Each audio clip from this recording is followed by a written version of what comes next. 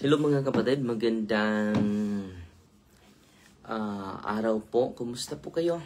Pag-ibig at kapayapaan ni Kristo ay magharing nawa sa puso't at damdamin natin. No? So, meron tayong malungkot na balita. Ang anak ni Kuya Kim, no? Sikat po ito si Kuya Kim, TV host. And then, siya yung isa sa mga isa sa mga matalino na reporter. Anak pala niya ito si Iman Atienza. Si Iman Atienza. And then, sa nabalitaan natin, meron siyang mental health and brought so much joy to other people, but today we grieve her passing. I really don't know everyone's baggage. We can see someone's mental health. Let's be kind always. So, ipagdasal natin ang kaluluwa ng ating kapatid. Isa sa nabalitaan natin, hindi grabe itong struggle sa buong pamilya, mga kapatid. Dublihin natin yung panalangin sa buong pamilya na maging matatag sila sa grabe na pagsubok na dadaanan nila, mga kapatid. Ito yung post ng kanyang nanay. It's with deep sadness that we share the unexpected passing of our daughter and sister, Iman. She brought so much joy, laughter, and love into our lives, into the lives of everyone who knew her. Iman had a way of making people feel seen and heard, and she wasn't afraid to share her own journey with mental health. Her authenticity helped so many feel less alone. To honor Iman's memory, we hope you carry forward qualities she lived by: compassion, courage, and a little extra kindness in your everyday life. With love, Kim, Feli, Jose, and Liana. So, ang anak nila ay 3. No? So, isali natin sa dasal si Imam. Para siyang Emmanuel, no? Iman. So, ipagdasal natin dahil hindi basta-basta yung struggle sa mental health. At balitaan pala natin na yung cause of death, no, sa news ay nagpakamatay, no. So, hindi to basta-basta, no. Dublihin natin yung dasal natin para sa pamilya ni Kuya Kim, no. Meron din akong pasyente, mga kapatid, na alam nyo, totoo na may naturally psychological illness na grabe, yung deep-seated na loneliness, hindi ma-describe yung despair. Grabe. So, may natural depression talaga. Pero kapag hindi ma-process yan, especially hindi ma-lead sa sacrament, i-amplify ng kaaway natin sa demonic obsession. Meron akong pasyente nito, anak ng isang pulis, mga kapatid. Just imagine na wala talaga siyang mental health. Dahil wala siyang issue dito, dahil katulad din ng batang ito, bibong-bibo. At wala talaga siyang planong magpakamatay, mga kapatid. Pagpasok lang niya sa kwarto niya. Ito po dagdag kaalaman po ito sa atin. That we need sacramentals in everywhere. We need sacramentals. Tayo ay laging pumupunta sa ibang lugar, natutulog sa iba't ibang lugar, no? At hindi natin alam, no? Yung natulugan natin ay infested pala. Infested pala. So, kailangan natin ng mga sacramentals. Itong binatid yung ito, dahil sinesearch ko po ang cause of death niya dito sa People Magazine and the New York Post. The official cause of death of Iman Atienza, as confirmed by Los Angeles County Medical Examiner, was suicide by hanging. Nandito ito sa People Magazine and New York Post. Iman Atienza, a 19-year-old Filipino social media influencer. So dito mga kapatid, influencer siya, no? So nakita ko yung mga interview niya, very positive despite sa kanyang mental health.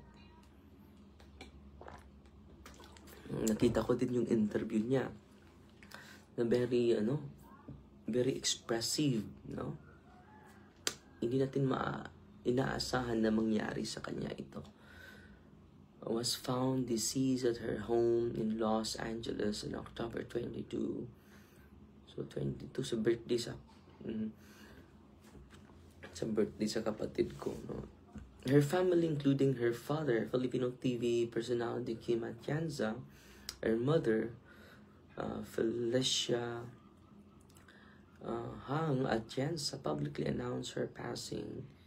So namatay siya October 24, kahapon pa, no?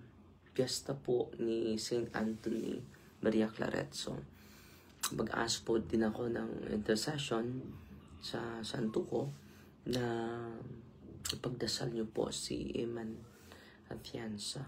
They describe her as a compassionate and courageous individual who brought joy and love into the lives of everyone who knew her.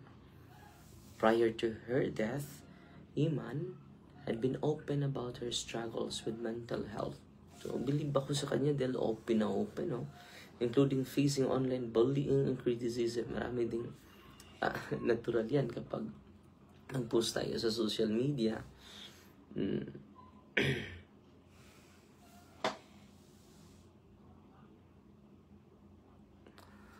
So, yan po mga kapatid, no? Expected na po yan kapag magkomento tayo sa social media. Meron talagang maraming mga buzzers natin. At kung hindi tayo matapang ito, no, we will destroy our day, no? It will ruin our day. She had taken a break from social media to focus on her well-being and had recently returned to posting content. Her family encouraged others to honor her memory by carrying forward the qualities she lived by: compassion, courage, and kindness. So, meron tayong mga pasyente, mga kapatid, na walang talagang, yung anak ng pulis sa isang lugar dito sa Bohol, Waitingog, wala daw boses. Walang. Kanina pa ako walang boses, mga kapatid. May nag-comment na walang boses eh. Tingnan ko muna. Pasensya na po kayo. Kanina pa walang boses pala. Wait po na mga kapatid. Kanina pa ako ng live. Walang boses pala. Sa Bohol. Waitingog. Wait po na.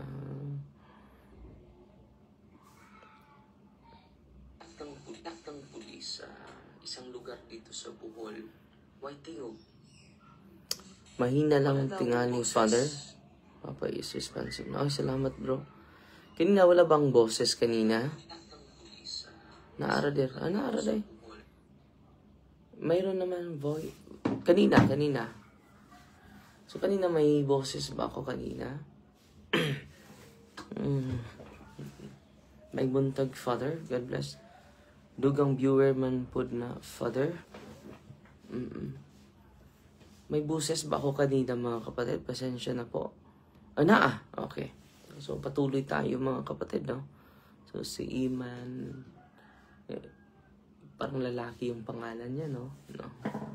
Okay naman ang audio for kaganina. Mayroon? Mayroon din? Kahit kanina?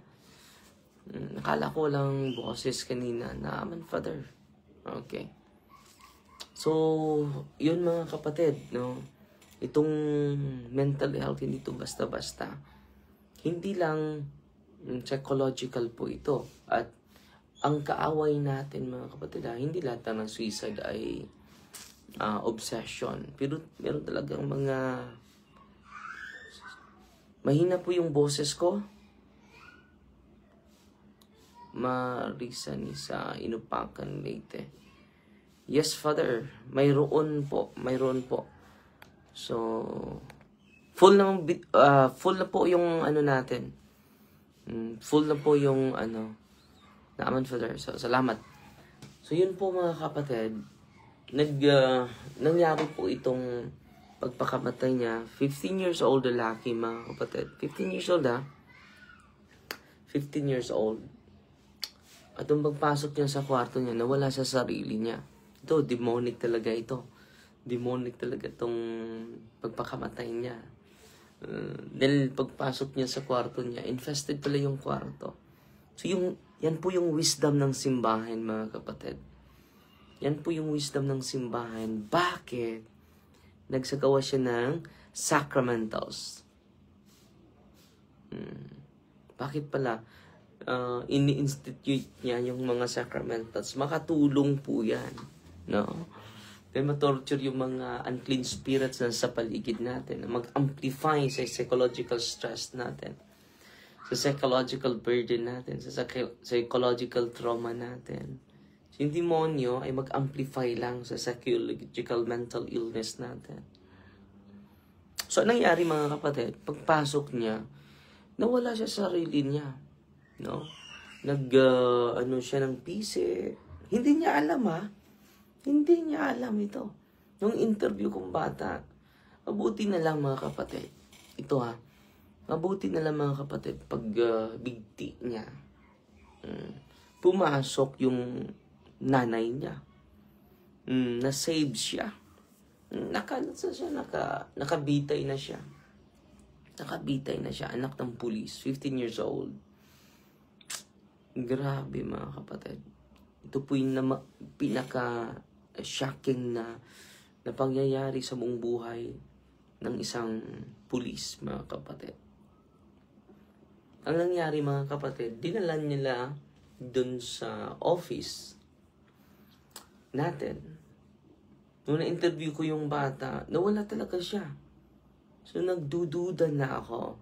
Na-infested yung bahay, especially the room of that boy. No.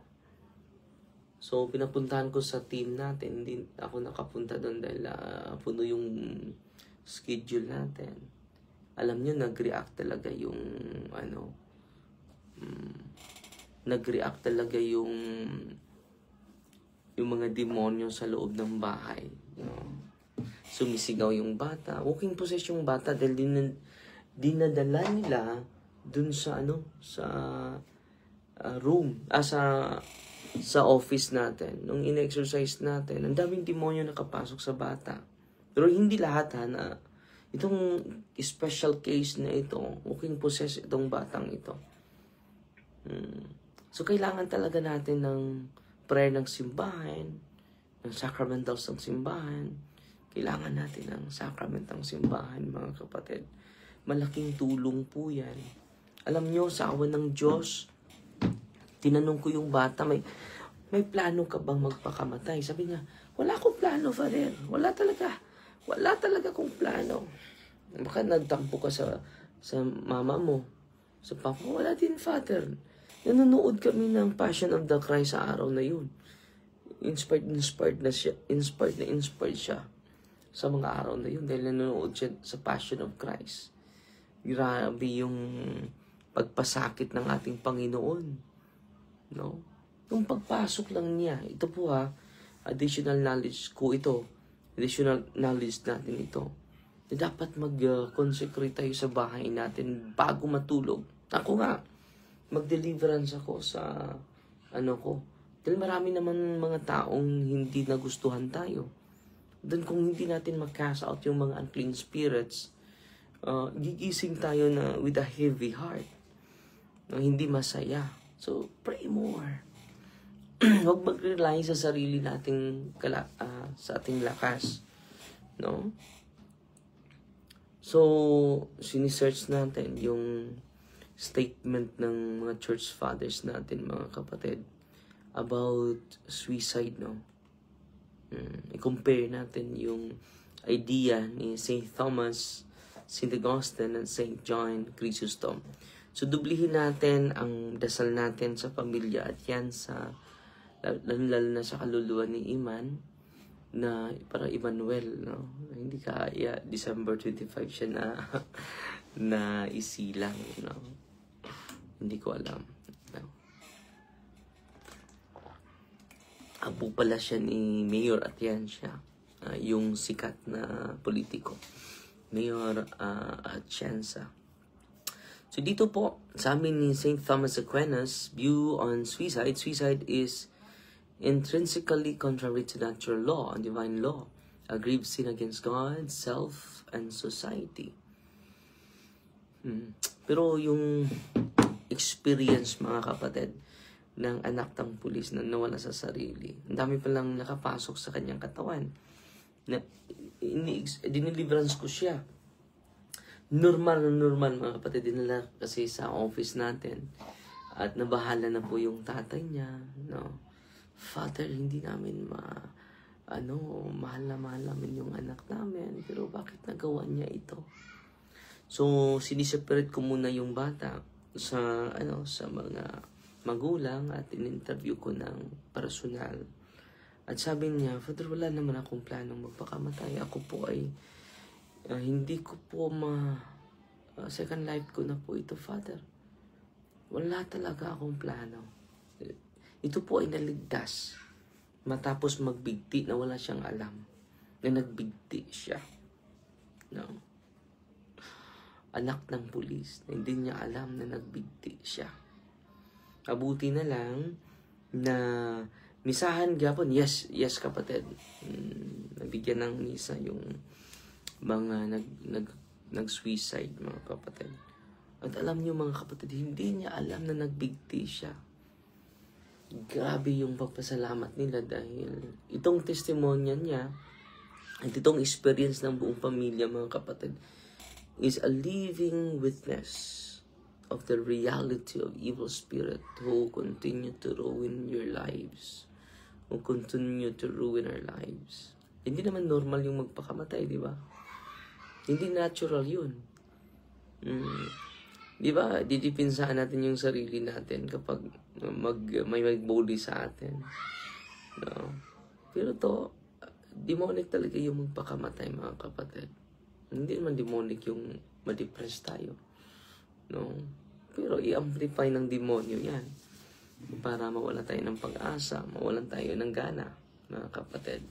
Sabi ni St. Augustine, lalo na kapag natural lang yung no? May demonic influence talaga yan, no? Suicide is forbidden. It violates God's sovereignty over life and the love of our neighbor. Sabi po ito ni St. Augustine. Sabi naman ni St. John Chrysostom, suicide is a mortal sin, an act of self-murder. It shows a disordered attachment to earthly suffering. Dahil hindi na tayo gusto. Sasakyan ito ng kaaway natin, Relation to demonic influence. Ito yung sabi nila. Despair or extreme suffering makes humans vulnerable to demonic temptation, which exploits passions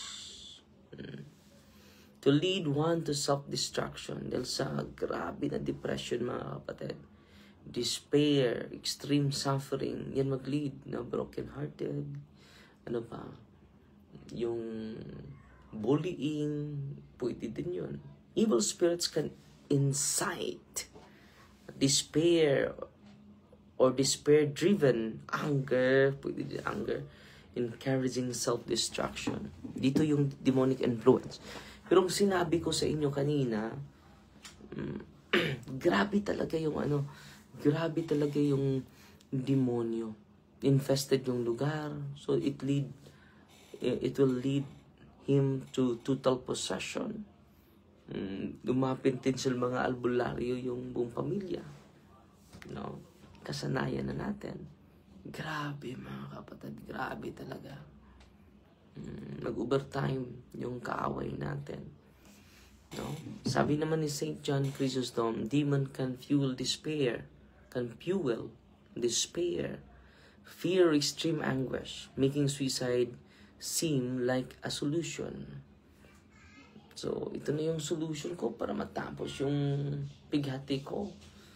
Matapos ko yung mga problema ko, yung mga, example, utang ko, ganun. So, may demon influence talaga, no? So, ano yung moral dimension natin ngayon? All three church fathers agree suicide is intrinsically wrong, violating God's law, natural law, and the law of self and neighbor. Demonic aspect, it acknowledges the evil spirit exploit despair, fear, or suffering, making humans vulnerable, but the act itself remains morally culpable. So, mananagot pa rin tayo. Pero, yung pasyente ko, wala talaga siyang plano magpakamatay. No? Pagpasok lang niya sa kwarto niya, nawala siya sa sarili, nanginginig yan siya eh. Bakit niya nagawa yon? Hindi naman siya yung gumawa. Yung mga demonyo sa kanyang kwarto. Daming mga demonyo, mga kapatid. At nagkita kami sa nanay niya at tatay niya na pulis. Kumusta niya yung anak mo? Sabi ng Diyos, Father, wala nang nangyayaring extraordinary dun sa bahay namin. Dahil empower kami at nagdadasal na. No?